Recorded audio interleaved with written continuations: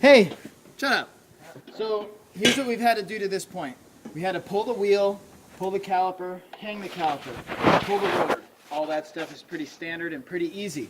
The next step is the ball joint on the bottom has a couple nuts that go to the studs and one bolt. So we went ahead, pulled the 17 millimeter nut, 17 millimeter nut, 17 millimeter bolt. At that point, you know, this thing is flopping. If you needed to change a ball joint, it'd be pretty easy.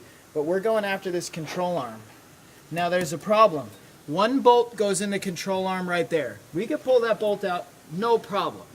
But over here, there's two bolts that hold it in. The bolts kind of go down like that. You can't really get at those bolts very well.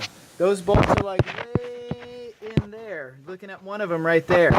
And the other one, well shoot, you can't see it because you know what that is? The engine mount's in the way. So the next step that you have to do is safely support the engine. If you're working on lift, this is the best way. We put a block here. You could say a wooden block. This one's Trex. It's like decking. But we put a block right here. We put it on the corner of the oil pan where it's nice and strong. And we just very gently use this screw jack to start to lift the engine. So you guys could see, look at that engine. See, I'm lifting it. Look at it right through here. See this mount starting to get loose? It's not loose enough. So you go only until you can barely get it out. And to barely get it out, you don't really want to pull it like this. You want to pull it all the way down and try to tip that top stud out.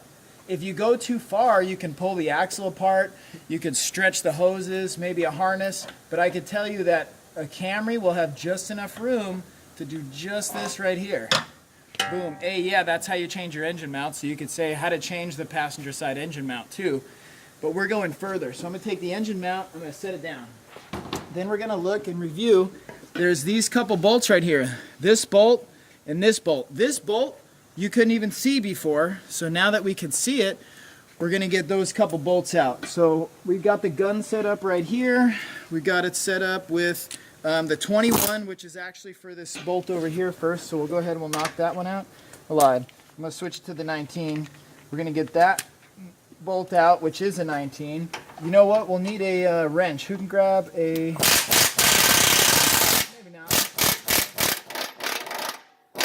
We got lucky that nut stayed still the whole time, so we won't need it. So we're just going to pull that bolt right out. If it gives us a hard time, we'll just pull down. If it really gives us a hard time, we would pry that out, but you saw it wasn't that bad.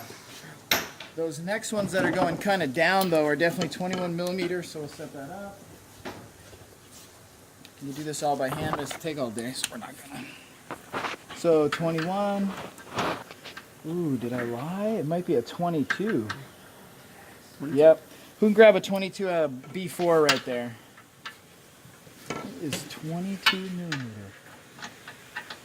Should be, you know what, even Dewash, a deep will be fine too. Shallow. I'm gonna trust the man. 22 is better. There's one. The other one, a little bit tricky. We got a 1/2-inch drive universal on there.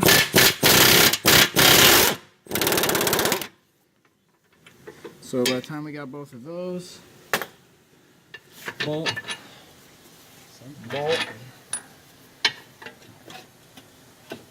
And we don't really want to move the whole knuckle and everything all that much, just enough to get it out. And we're close. Now, right now it's kind of stuck right here. So Ken, just like I said, we need the big old pry bar, and we're just going to go in like this and just pry that bushing kind of up against the subframe, and we will work it out.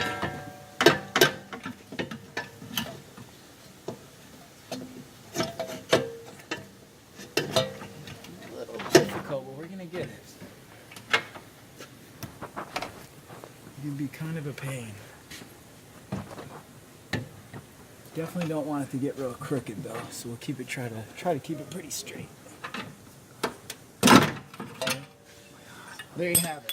So we'll get that piece back on there. So you guys see, not that difficult if you do it this way. But if you do it the way that Service Info says and hang the engine and disconnect the battery and do all that stuff, you're going to be into it for a lot of time. How would you guys do this if you're on the ground? Oh, God. Not. You'd have to jack the car up, put it on a jack stand, then you'd have to have your floor jack over here on the engine, kind of doing that work. Yeah, same as we did it with the screw jack, except your floor jack would be right here. You could do it. It's on the corner of the oil pan with a wooden block. Yep. That's the way I would do it every time. So you guys can see, there it is. That's how you do it when you're all done. Put it all back together, and you'll notice it won't dent the oil pan if you do it right on the corner with the block. So that's it.